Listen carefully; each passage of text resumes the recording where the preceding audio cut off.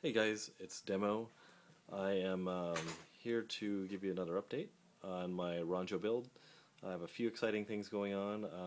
If we look right down here, you can see that I have 4 new Junfac shocks. If you don't know anything about these, they're very adjustable. They have a real piggyback reservoir that actually works. The more you screw in this little screw, it pressurizes this chamber more and gives it more resistance for more bottom-out control. I like these shocks. The premise of them, I haven't tried them yet, but I'm going to be doing some camera work with where my rig is going to actually be carrying a GoPro, and it needs extra resistance in the front and the rear. And it's going to be great just to screw in that screw and get some more resistance to the weight that I'm going to be adding to the rig.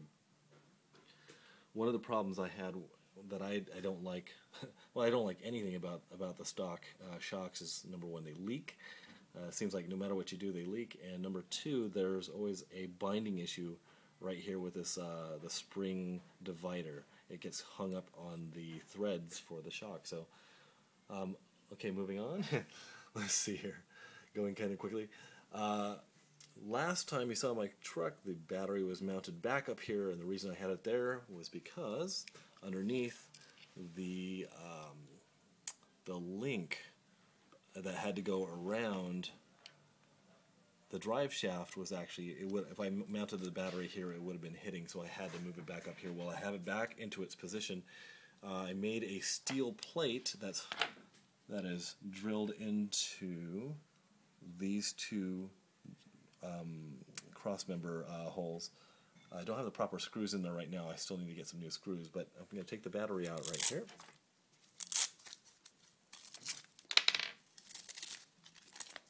And you can take a look at how I made the battery tray. And I always put Velcro on the back just to help, because otherwise it puts too much pressure on the Velcro straps, and things tend to slide around. So this is a really cool way of mounting your battery.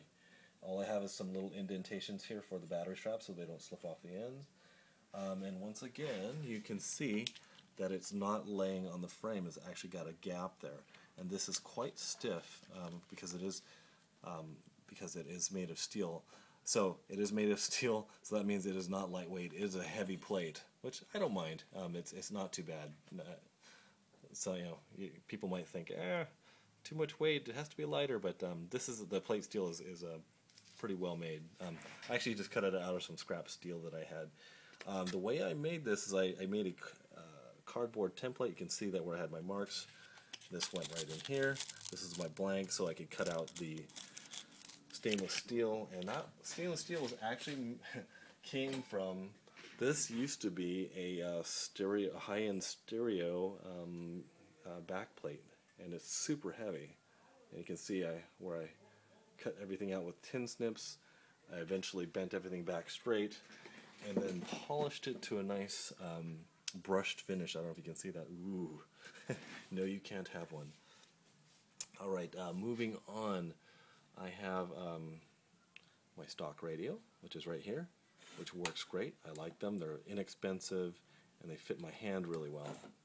Well, I'm going to be going to a 3-channel system, so I'm going to move this one out of the way.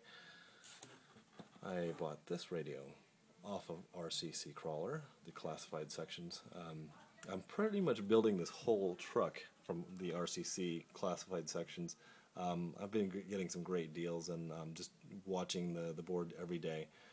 But the reason I'm going to the 3-channel, and the 3rd channel switch is right here, it goes up or down, is because the last installment of this truck is going to be a 2-speed transmission, which is going to go right there. You guys know where a transmission is. I don't have to explain it. So a 2-speed transmission, and I need the radio to control that 3rd channel to switch the gears. So and that's basically it.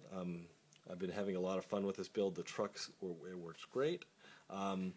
Some of the final things to do. Number one is I still need to probably wait a month so I can purchase the 2-speed transmission.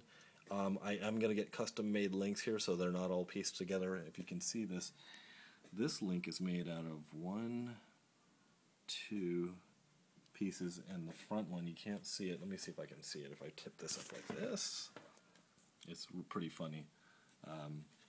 Let's see, this link is made out of one. I've got a spacer and a link and a spacer and a link and no space. Oh, yeah, I have a spacer right inside there as well. So there's 1, 2, 3, 4, 5, 6 pieces in that link. So obviously it's not the most ideal setup right now, but it works, which is great. So I'll run it as it is, and as soon as I get the funds and the time to measure out all the links and order them custom, I will. I don't think that I'm going to be making them myself. I don't think I have the time to do that. Once again, this is Demo 7, well, 7 Demo 7, but I like to just go by Demo. So this is Demo, signing off. By the way, I should be numbering these build threads so that people can go back and forth through them so they can follow. Didn't think about that in the beginning, but as I scroll through some YouTube videos, that's a great idea. So I will be numbering this one at some point, and from there on I'll be mentioning the post as we go along. So I hope you like it.